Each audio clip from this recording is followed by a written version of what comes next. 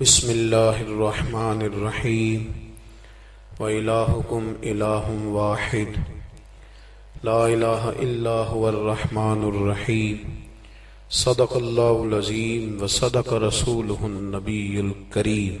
درود پاک پڑھیے۔ صلاۃ و سلام علیک یا رسول اللہ وعلى آلك وأصحابك يا سيدي يا حبيب الله، الصلاة والسلام عليك يا سيدي يا نبي الله وعلى آلك وأصحابك يا سيدي يا خاتم النبيين۔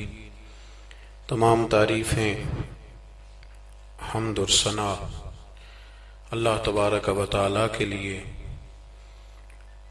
درود و سلام نبی اکرم نور مجسم شفیع معظم احمد مجتبی جناب حضرت محمد مصطفیٰ صلی اللہ تعالی علیہ وسلم کی ذات والا صفات کے لیے حمد و صلات کے بعد درس قرآن و حدیث کے عنوان سے اس بزم نور کا انعقاد ہے۔ قرآن مجید میں اللہ کریم نے ارشاد فرمایا ہے کہ وَإِلَٰهُكُمْ إِلَٰهٌ وَاحِدٌ، فرمایا تمہارا معبود ایک ہی معبود ہے، لا الہ الا، اس کے سوا کوئی عبادت کے لائق نہیں ہے۔ والرحمن الرحیم، بڑا مہربان ہے، نہایت رحم کرنے والا۔ اللہ وحدہ لا شریک ہے، اللہ کی ذات میں، اللہ کی صفات میں کوئی اس کا شریک نہیں ہے۔ وہی وحدت الوجود، وہی واجب الوجود ہے، اسی کا وجود ضروری ہے۔ ایک ہوتا ہے شرک اکبر، اللہ کی ذات و صفات میں کسی کو شریک ٹھہرانا، اور ایک ہوتا ہے شریک اصغر، ریاکاری کرنا، دکھلاوا کرنا۔ دونوں ہی بڑے سخت ناپسندیدہ ہیں۔ اگرچہ شرک اصغر معاف کر دیا جائے گا، اس کی اصلاح ممکن ہے۔ ہمارے ہاں الحمدللہ امت مسلمہ میں شرک اکبر تو نہیں ہوتا، لیکن شرک اصغر کی بیماری بہت زیادہ ہے۔ دکھلاوا کرنا، ریاکاری کرنا، تصنع کرنا، بناوٹ کرنا، اپنے اعمال کو پیش کرنا، یہ ایک بڑا خوفناک منظر ہے۔ آپ غور فرمائیں کہ جس آدمی کے گھر میں 20 لاکھ روپیہ کیش پڑا ہو، وہ کبھی آ کے نہیں بتاتا کہ گھر میں پیسے پڑے ہوئے، کہ بتاتا ہے؟ اور جس کے گھر میں 10 تولے سونا پڑا ہوا ہو، وہ کبھی آ کے نہیں بتاتا کہ گھر میں پڑا ہے، لیکن جو سویرے تہجد کے وقت اٹھ جائے، وہ سارے محلے کو بتاتا ہے کہ میں اٹھ گیا تھا اور میں نے پڑھی ہے۔ 20 لاکھ روپیہ جو کیش گھر میں پڑا ہے وہ نہیں بتایا، لیکن جو 10,000 روپیہ مسجد میں دے دیا وہ سارے علاقے کو بتایا، حالانکہ وہ بڑی قیمتی نیکی تھی، وہ چھپانے والی تھی، لیکن اس کا اظہار کرنا، اس کو بتلانا۔ حضرت عمر فاروق رضی اللہ تعالیٰ عنہ فرماتے ہیں کہ میں اللہ کے پیارے محبوب صلی اللہ علیہ وسلم کی قبر اطہر کی زیارت کے لیے حاضر ہوا تو حضور کے مزار کے پاس بیٹھ کر حضرت معاذ ابن جبل رضی اللہ تعالیٰ عنہ رو رہے تھے۔ میں نے انہیں دیکھ کے کہا کہ کیوں رو رہے ہو؟ کہنے لگے نبی پاک علیہ السلام کی 2 حدیثیں ہیں جن کی وجہ سے میں بڑا پریشان رہتا ہوں، میں سوچتا ہوں کہیں میں زد میں نہ آ جاؤں۔ ابن ماجہ میں حدیث موجود ہے۔ حضرت سیدنا عمر فاروق رضی اللہ تعالیٰ عنہ فرماتے ہیں کہ میں نے ان سے پوچھا کہ وہ 2 باتیں کون سی ہیں؟ تو فرمانے لگے، ایک تو نبی پاک صلی اللہ علیہ وسلم نے یہ فرمایا تھا کہ اللہ فرماتا ہے جس نے میرے ولی سے دشمنی کی، میرا اس کے خلاف اعلان جنگ ہے۔ تو حضرت معاذ ابن جبل کے رونے کی وجہ محدثین اور شارحین نے یہ بیان کی کہ وہ رو اس لیے رہے تھے کہ کیا پتہ چلے گا کہ اللہ کے بندوں میں سے ولی کون ہے، تو کہیں بھول کر بھی کسی کی بے ادبی نہ کر بیٹھوں، اس لیے وہ رویا کرتے تھے، ڈرا۔ یہاں تو لوگوں کو پتہ ہوتا ہے نا یہ ولی ہے اللہ کا، پتہ ہے نا لوگوں کو کہ داتا صاحب اللہ کے ولی ہے، خواجہ معین الدین اجمیری اللہ کے، حضرت بایزید بسطامی اللہ کے ولی ہیں، حضرت جنید بغدادی اللہ کے، لیکن پھر بھی لوگ بے ادبی کرتے ہیں، پتہ ہے۔ چونکہ حضرت معاذ ابن جبل فرماتے مجھے پتہ نہیں اس لیے ڈر لگتا ہے. اور دوسرا حضرت معاذ اس مسجد میں اذان ہوگی جی یہاں اذان ہوتی نہیں یہ جو ابھی ہونی ہے نا جی ٹھیک. تو حضرت معاذ ابن جبل رضی اللہ تعالیٰ عنہ فرماتے ہیں دوسری یہ بات کہ نبی کریم صلی اللہ تعالیٰ علیہ وآلہ وسلم نے ارشاد فرمایا کہ تھوڑی سی ریاکاری بھی شرک ہے. تھوڑی سی سیاستہ کی روایت درج کر رہا ہوں. یعنی یہ نہیں ہو سکتا کہ چلیں آپ تھوڑی سی کر لیں اور باقی سارے مخلص ہو جائیں, یہ نہیں فرمایا, بلکہ فرمایا تھوڑی سی ریاکاری بھی شرک ہے. تھوڑا سا بھی دکھلاوا نہ کرو, تھوڑا سا. چونکہ ذات الہی کے لیے جو کام کر رہے ہو وہ بندوں کو کیوں بتا رہے ہو؟ جو کام اللہ کی رضا کے لیے اس میں بندوں کی شراکت کا کیا معنی ہوگا؟ میرے عزیز دوستو, ہمارے ہاں معاشرے میں گھٹن تب پیدا ہوتی ہے جب لوگ نیکیاں چھپ کے نہیں کرتے. بہت سارے لوگوں کو نماز پڑھ کے بھی سکون نہیں ملتا, ذکر کر کے بھی سکون ہے, اس لیے کہ کہیں نہ کہیں ان کے دل میں یہ بات بیٹھ جاتی ہے کہ میں نفل پڑھنے لگا ہوں, اللہ کرے کسی کی نظر پڑ جائے اور وہ دیکھ کے کہہ دے کہ میں نہ, کیا میری بات, کیا میرا رویہ. حضرت جنید بغدادی رحمت اللہ علیہ فرماتے ہیں کہ ایک شخص تھا میرے زمانے میں جس نے نیک بننے کے لیے نماز شروع کی اور بڑی پکی نمازیں پڑھتا تھا, لیکن جدھر سے گزرتا تھا لوگ کہتے تھے وہ دیکھو ریاکار جا رہا ہے, کیونکہ جس مقصد کے لیے کام کرتا تھا وہ عیاں ہو گیا. میرے پاس ایک دن آیا, کہنے لگا حضور نیک نامی کے لیے عبادت شروع کی تھی, الٹا بدنام ہو گیا ہوں. آپ فرماتے میں نے اسے کہا تو لوگوں کی طرف سے امید اتار کیوں نہیں دیتا کہ لوگ تیری تعریف کریں گے؟ تو ایک ہفتہ اس لیے پڑھ کے میرا اللہ دیکھ لے اور اللہ کے رسول دیکھ لے, اس لیے پڑھ لے ایک ہفتہ, پھر اس کے بعد مجھے بتانا. وہ شخص کہتا ہے ابھی پورا ہفتہ نہیں ہوا تھا کہ میرے پورے علاقے نے میری عزت کر دی شروع کر دی. اخلاص بڑا ضروری ہے. آپ یقین کریں اب تو یہ جو ہمارا مذہبی ماحول ہے نا, اس کے اندر بھی آپ کبھی اشتہار پڑھیں تو ایک صدارت ہوتی ہے, ایک سرپرستی ہوتی ہے, ایک نگرانی ہوتی ہے, خصوصی تعاون ہوتا ہے, ایک مہمان خصوصی ہوتا ہے, ایک فلانے صاحب ہوتے ہیں, ایک فلانے صاحب ہوتے ہیں.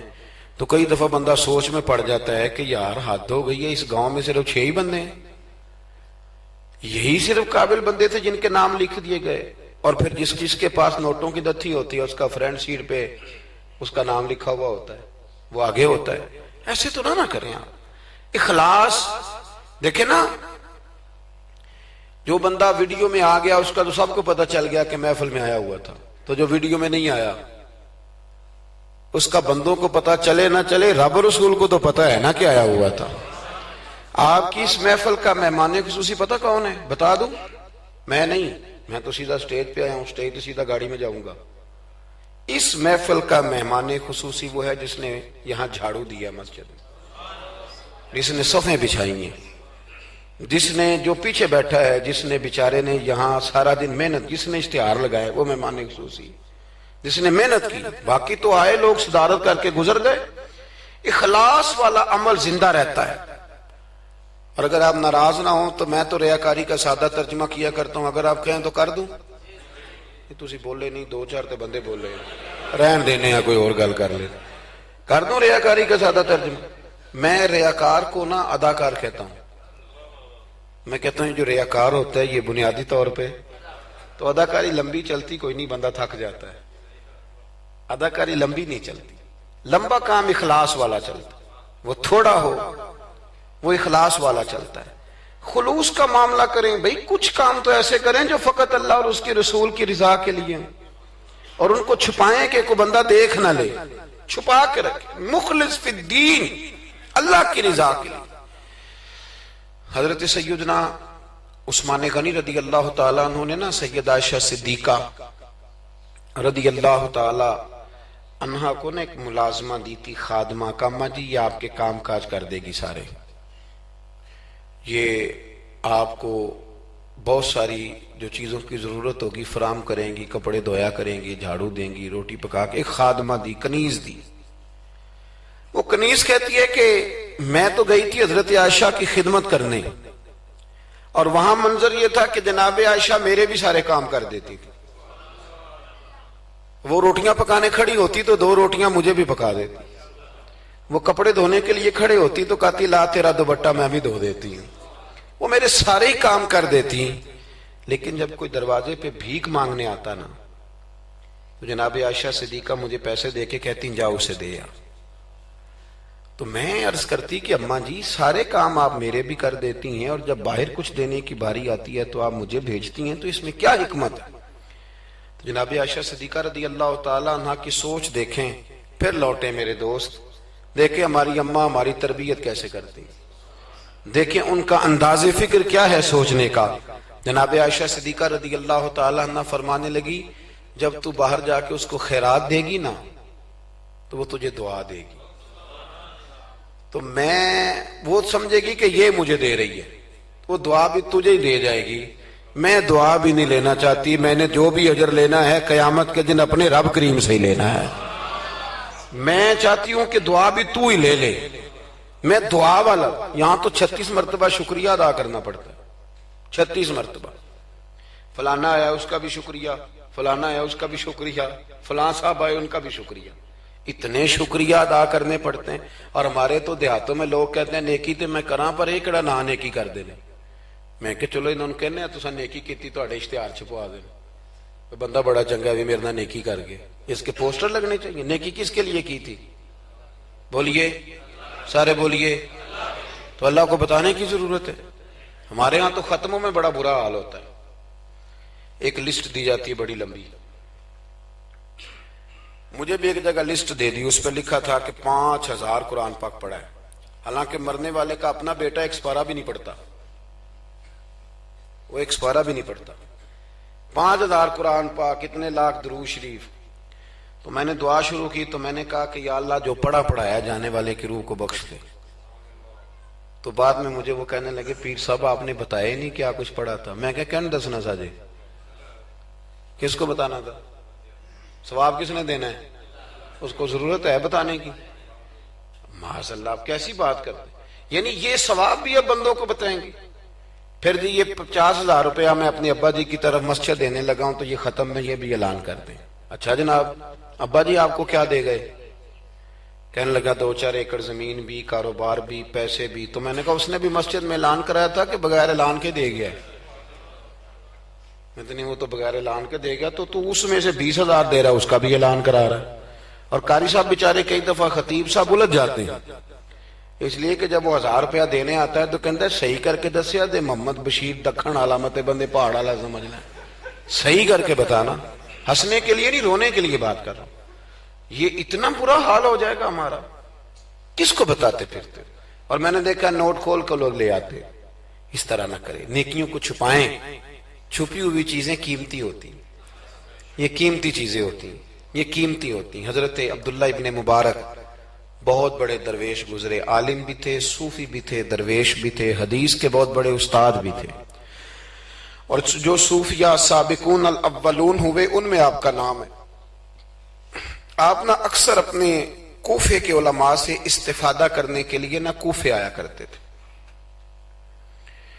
ہر شعبے میں کچھ لوگ اسپیشلسٹ ہوتے ہیں، تو علماء کے شعبے میں بھی کچھ لوگ اسپیشلسٹ ہوتے ہیں۔ یہ الگ بات ہے کہ آج کل جو ایک عمرہ کر رہا ہے وہ مفتی ہوتا ہے، اور اگر حج کر رہا ہے تو پھر تو شیخ الحدیث ہے، وہ کہتا ہے سارے مسئلے اب میں ہی بتاؤں گا، اور دو کی کتابیں پڑھ لے تو پھر تو کہتا ہے مولویوں کی پتہ ہوئے، سارا پتہ تو مجھے۔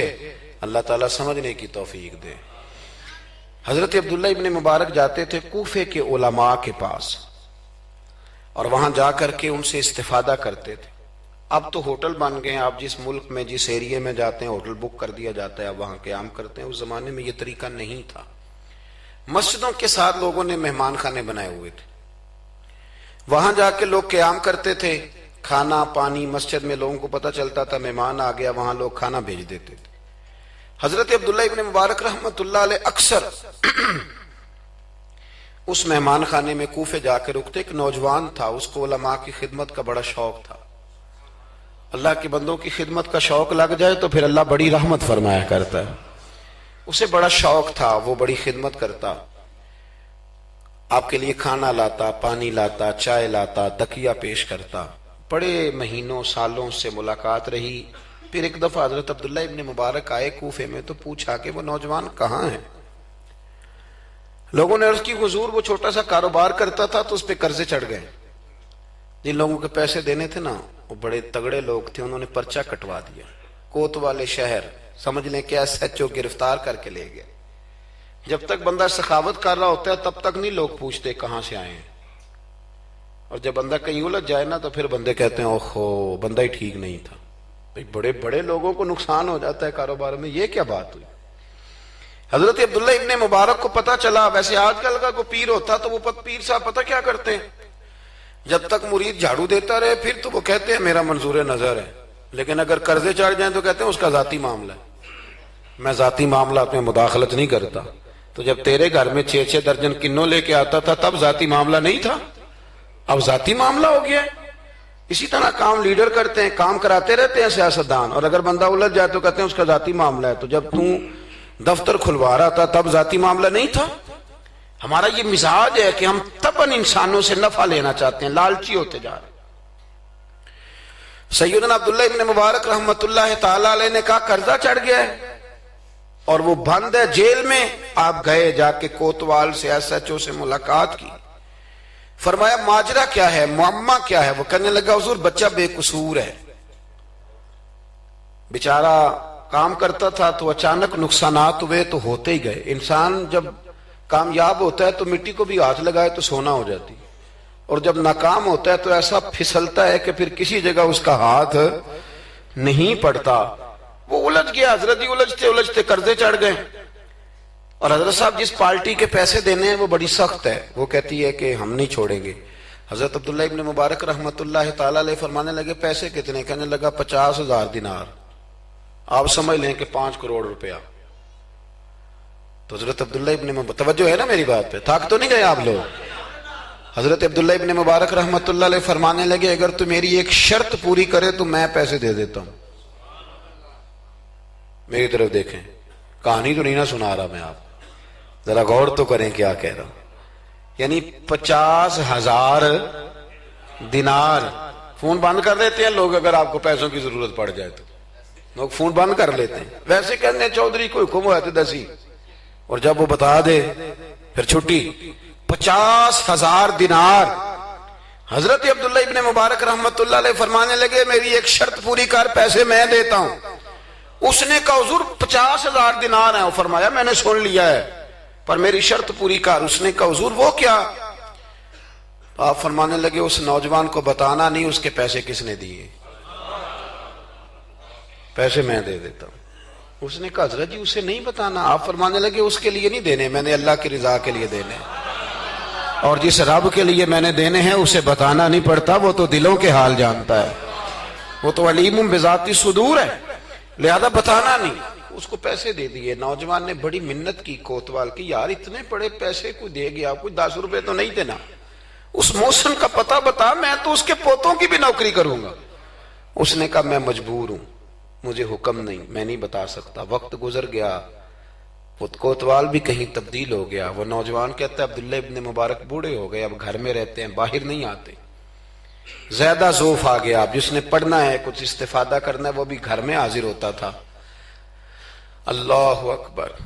وہ نوجوان کہتا ہے جیسے جیسے میری عمر بڑھتی شوق بڑھتا کہ یار میرا محسن مجھے مل جائے، میں اس کے پیر ہی چوم لوں ایک دفعہ۔ اتنا عظیم آدمی۔ اس کے بعد کئی دفعہ حضرت عبداللہ ابن مبارک ملے بھی۔ نوجوان کہتا ہے وہ جب بھی مجھے ملتے میں انہیں کہتا بابا جی نیک تو آپ بھی بڑے ہیں پر بندہ تو وہ تھا نا جو میرے پیسے دے گیا۔ تو وہ فرمایا کرتے چل دعا کرنا اللہ مجھے بھی کوئی کام کرنے کی توفیق دے دے، دعا کرنا۔ وقت گزر گیا، 15 سال بیت گئے۔ ایک دن وہ کوتوال کہیں رستے میں مل گیا تو اس نوجوان نے نا سر سے پگڑی اتار کے پیروں میں رکھ دی، کہنے لگا تجھے اللہ رسول کا واسطہ، میں کہیں شکریہ ادا کرنے سے پہلے ماری نہ جاؤں، میرے محسن کا پتہ تو بتا دے، ایک دفعہ بتا وہ کون ہے۔ وہ کوتوال کہنے لگا تو نے قسم ہی بڑی دے دی ہے، تجھے واقعی نہیں پتا وہ کون ہے، تو نہیں جانتا؟ کہا نہیں۔ کہنے لگا روز تو ان کی بغل میں بیٹھا ہوتا تھا، بعد میں بھی کئی دفعہ اکٹھے دیکھا۔ کہا کیا مطلب؟ کہنے لگے حضرت عبداللہ ابن مبارک۔ وہ نوجوان کہتا ہے میں اتنا تیز دوڑا کہ پگڑی گر گئی، جوتے ٹوٹ گئے، پیروں میں زخم ہو گئے، پر میں بھاگا کہ میں شکریہ ادا کروں، میری اجرت میری محنت سے زیادہ کیوں ہے، میرے محسن تیرے احسان سے ڈر لگتا ہے کہ تم دوڑا گیا۔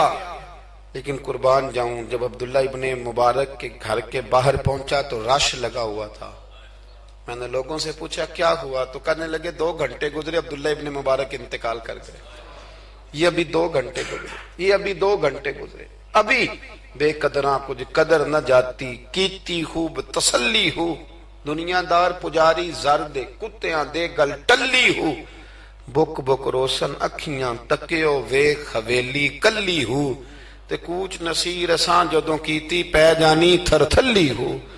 دنیا جمع ہو گئی، لوگ رو رہے ہیں۔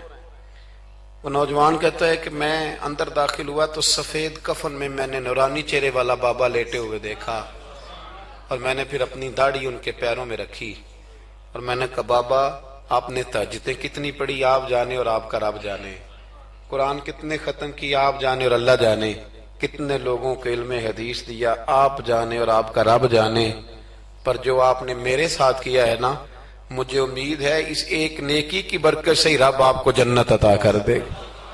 یارو کوئی کام کرنا بھی تو اسے دکھا لینا، اس پر اس قدر زیادہ تشریف رکھیں جی، اللہ خوش رکھے آپ کو۔ میں تو خدمت تھوڑی کرانے آیا ہوں، اللہ آپ کو بہت ساری عزتوں سے نواز، میری خدمت اتنی ہے کہ آپ میری کوئی ایک بات سمجھ جائیں، اللہ آپ کو جزائے خیر دے۔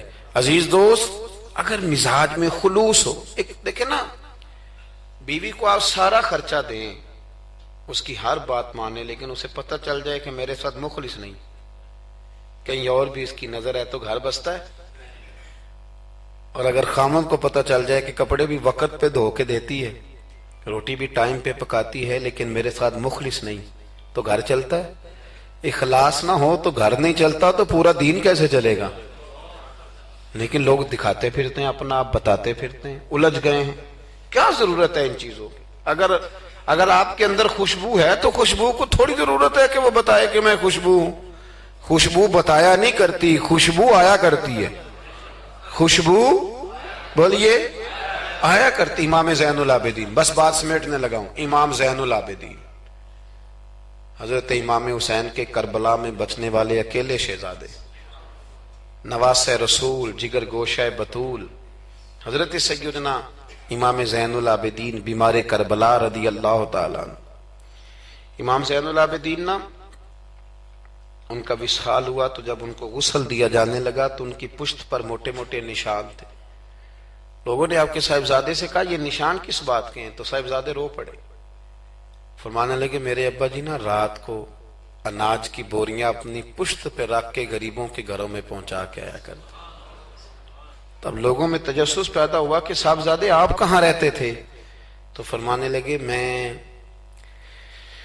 کئی دفعہ عرض کرتا تھا کہ مجھے دے دیں، میں دے آتا ہوں، تو فرمایا کرتے تھے پتر اگر تمہیں دوں گا تو پھر اس غریب کا نام بھی بتانا پڑے گا، پھر اس غریب کا نام بھی بتانا پڑے گا، تو میں اسے رسوا نہیں کر سکتا، میرا اس کا اور میرے اللہ کا راز ہے۔ یار کوئی تو نیکی ہو جو چھپی۔ ہمارے ہاں لوگ کہتے ہیں جی پہلے پتہ کرانا ہے بندہ مستحق ہے کہ نہیں، ہے نا جی۔ پہلے میں نے امام شافعی سے بھی ایک بندے نے آ کے کہا تھا، اس نے کہا تھی میرا دل بڑا کرتا ہے سخاوت کروں پر مستحق بندہ کوئی نہیں ملتا، تو امام صاحب فرمانے لگے تیرے پاس جو کچھ اللہ نے تجھے دیا ہے تو اس کا مستحق تھا، تیرا حق بنتا تھا۔ وہ چپ کر گیا، کہنے لگے اگر رب کریم نے تیری خوبی کوئی نہیں دیکھی اور تجھے اپنے فضل سے عطا کر دیا تو اللہ کے بندوں کو کیوں ٹٹولتا پھرتا ہے؟ اب تو انٹرویو اتنا سخت لیا جاتا ہے، اتنا سخت غریب کا انٹرویو ہوتا ہے کہ وہ کہتا ہے اس خیرات سے تو مر جانا ہی بہتر ہے، اتنا سخت انٹرویو لیا جاتا ہے۔ ہم سخت ہو گئے ہیں ہمارے مزاجوں میں، ہر مانگنے والا آدمی دکاندار۔ میں رات کو نا لاہور تھا، تو واپسی پہ ایک جگہ پہ نا لاہور سے آتے ہوئے ایک پیٹرول پمپ پہ قریب ہی لاہور کے بریک لگائی بچے نے، کچھ تیل بھروانا تھا، کچھ اور طبی ضروریات تھیں، تو ایک بچی کوئی 10-12 سال کی وہ قریب آ گئی کھلونے لے کے، تو اس نے کہا انکل جی کھلونا لے لو۔ میں نے اس سے کہا بچے سے کہ کھلونا ہم نے کیا لینا ہے، اس کو 10-20 روپے دو اور ساتھ اس کو کہو کہ بیٹی رات بڑی ہو گئی ہے گھر چلی جا، زمانہ ٹھیک نہیں۔ تو اس نے شیشہ کھول کے کوئی 20 روپے اس کی طرف بڑھائے تو بچی کہنے لگی انکل میں مانگتی نہیں. تو بیٹیاں نا، میری بیٹی کی عمر کی تھی وہ بھی. میں نے بڑی عجیب سی طبیعت میں بات اتری تو میں نے کہا بھی اسے کھلونا خرید لو. 200 روپے کا کھلونا خریدا تو اس کو میں نے کہا پتر اتنی رات کو یہاں کیوں گھومتی ہو، 10 بجنے کو ہیں اور آپ اس وقت. تو کہنے لگی چچا وہ سامنے کرسی پہ میرے ابا جی بیٹھے، ان کا ایکسیڈنٹ ہو گیا اور ان کی ایک ٹانگ اور ایک بازو کام نہیں کرتا. تو میں آپ کو افغانستان کی غربت نہیں سنا رہا، کہ میں آپ کو اپنے ملک کی بات بتا رہا ہوں. ہمارے ہاں جس کے پاس 4 پیسے آتے ہیں وہ کہتا ہے ساری دنیا ہی امیر ہے، وہ پھر غریبوں کا دکھ بھول جاتا ہے. تو کہنے لگی وہ میرے ابا جی بیٹھے ہیں، میں ان کے ساتھ آئی ہوں، تھوڑا سا سامان اور بیچنا ہے پھر ہم نے گھر چلے جانا ہے. تو وہ ساری رات میری آنکھوں کے سامنے بچی گھومتی رہی. میں سوچتا رہا کہ اللہ تو مہربانی فرما، بیٹیاں تو برابر ہوتی ہیں، بیٹیاں تو برابر ہوتی ہیں. کہنے لگی سودا ابا ہی لے کے آتا ہے پر وہ چل نہیں سکتا. میں کہہ رہا تھا یار کیا کرنا ہے ان دولتوں کا جو لوگوں نے سمیٹ کے جیبوں میں رکھی ہوئی ہیں، کس کام کی؟ بشرط یہ ہے کہ ہم تو پیسے وہاں لگائیں گے جہاں میچ ہوگا نا کپ کا، اور ہمیں مہمان خصوصی بنایا جائے گا، وہاں ہم پیسہ خرچ کریں گے. اور ہمیں جب کبڈی میں بلایا جائے گا کہ چودھری صاحب آپ مہمان خصوصی ہیں تو آپ نے اتنے پیسے دینے ہیں، تو وہاں ہم دیں گے جہاں فوٹو بازی ہوگی. اخلاص، خلوص، للہیت، یہ حسن ہے، اس کو اپنائیے. اللہ ہمیں سمجھنے کی توفیق عطا فرمائے.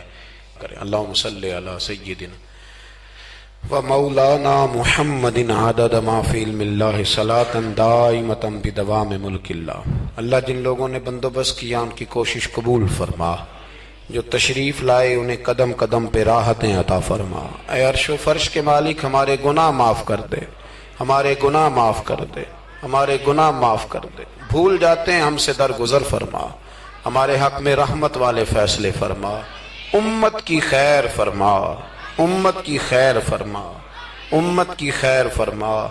اے اللہ کشمیر کی بیٹیاں روتی ہیں ان کی مدد فرما، فلسطین کی مائیں تڑپتی ہیں ان کی مدد فرما، برما کے مجبور خیموں میں رہتے ہیں ان کی مدد فرما. عراق، شام، فلسطین سارا ٹوٹ گیا ہے، اللہ ان کی مدد فرما. پاکستان کو نظام مصطفیٰ صلی اللہ علیہ وسلم کا گہوارہ بنا دے. ہماری مسجدیں آباد کر دے، ہماری مسجدیں آباد کر دے، ہمارے دلوں کو روشن فرما دے. اے اللہ مرنے سے قبل سچی توبہ کی توفیق دینا. اے اللہ ایمانداروں جیسی موت دینا. ہمیں پردہ پوشی عطا کر دے، ہمارے گناہ بخش دے، ہمارے حال پہ رحمت کر دے، ہمارے ساتھ درگزر والا معاملہ فرما، ہماری اس بستی پر، اس گاؤں پر اپنا فضل فرما.